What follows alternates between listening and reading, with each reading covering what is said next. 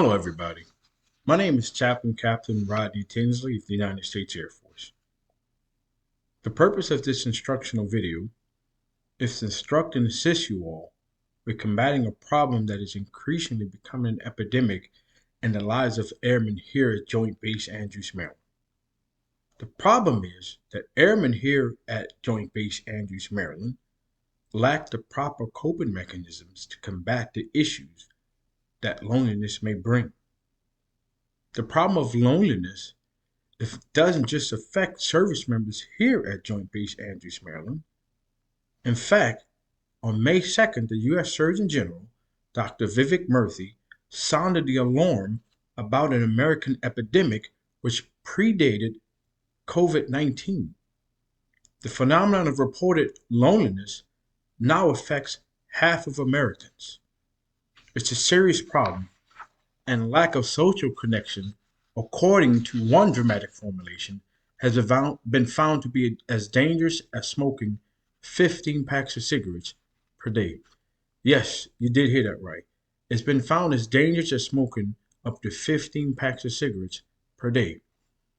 Not only is loneliness as dangerous as smoking 15 packs of cigarettes a day, research has linked social isolation Research has linked social isolation and loneliness to higher risk for a variety of physical and mental conditions, such as high blood pressure, suicidal ideations, heart disease, obesity, and a weakened immune system.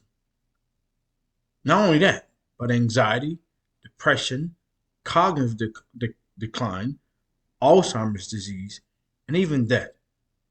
We must learn to combat the issues of loneliness. Therefore, I've come up with 4 methods that can aid you in effectively dealing with the issue of loneliness.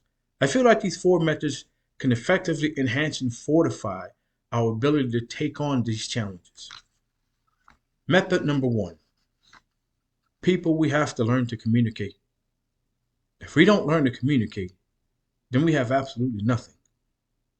Airmen must be willing to engage others. You have to talk. There are no telepaths in this world. There's no one that can read your mind. So you have to get to know people to build those relationships of communication. So talk to your leaders at work. Talk to the people in your community. Talk to your coworkers.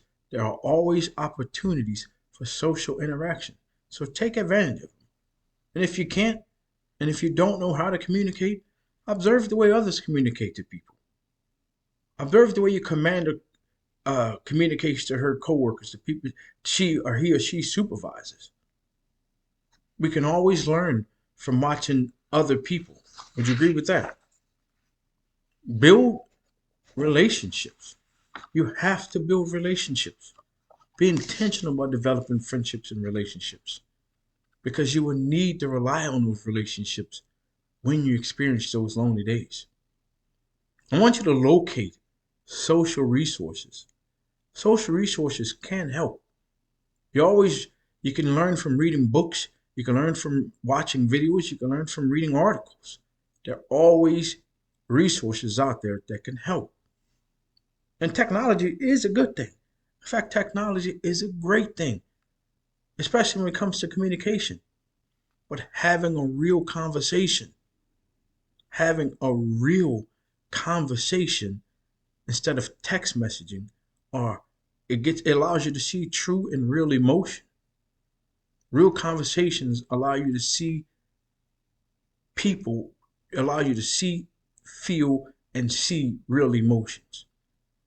Method number 2, establish a solid foundation of support. Meaning, get out of the dorms, airman. You're always in the dorms playing video games. Get out of the dorms. As you get out of the dorms, I want you to take advantage of the volunteer opportunities that are there. Find a nonprofit organization or something that you have a passion for and give a part of yourself to that organization. And doing so, this allows you to feel a sense of belonging, a sense of appreciation, a sense of value. And take advantage of the available resources that are afforded to you. So many times airmen don't do that. Take advantage of all the resources that are afforded to you because there's so many helping agencies that are out there willing to help, i.e. the chaplain. I'm a chaplain. My job and why I'm gainfully employed is to solely serve you. So we're always available. We offer 100% confidentiality, and we'll always make ourselves available to you guys when you need to talk or when you need help with somebody, need someone to help you navigate your way through that dark place of loneliness. There's chaplains, there's MFLACs, there's family advocacies, there's mental health service. There's so much afforded to you guys. So take advantage of it and join the gym. Join the gym or some type of club, whether it be a book club or the gym. The gym is a great way to relieve. It's a great stress reliever. It gets that monkey off your back, and so to speak. Join a professional organization, such as a fraternity or a sorority. That can be helpful as well. Another important thing you can do is get to know your community, professional or personal. Knowing the people you work with and the people you live around is important because those are the people that you can learn to rely on during your dark days. Now, I want you to fortify familiar relationships, reconcile strained relationships with family because family is important, especially during the dark days of loneliness. Method number 3, create opportunities for other people to get to know you, meaning you have to learn to trust through communication. There's no other way. And the way you do that is you feel people out. I think that we all have enough discernment in our hearts and in our minds to be able to discern who we can and can't talk to, who we can and we can't confide in, who we can and can't run to in our time of need. So in order to do that, you have to communicate, talk to people, create opportunities, open yourself up to people, and be intentional in voicing how you feel. Make sure to voice how you feel. Don't just keep it to yourself. When you're hurting and when you're struggling, let people know. And letting people know equips them or gives them the unction that you need help. People won't know if you don't voice how you feel. Assertive communication or plainly stating your thoughts and feelings, it allows you to advocate for your personal needs and remind others that your voice matters. Because in the end, your voice does matter. Method number 4, reframe your negative thinking. Be positive. A positive mindset goes a long way. And take self-inventory. We all have a PhD in me. There's absolutely no one on this planet who knows you better than you know yourself because you have a PhD in you. Be accountable as well.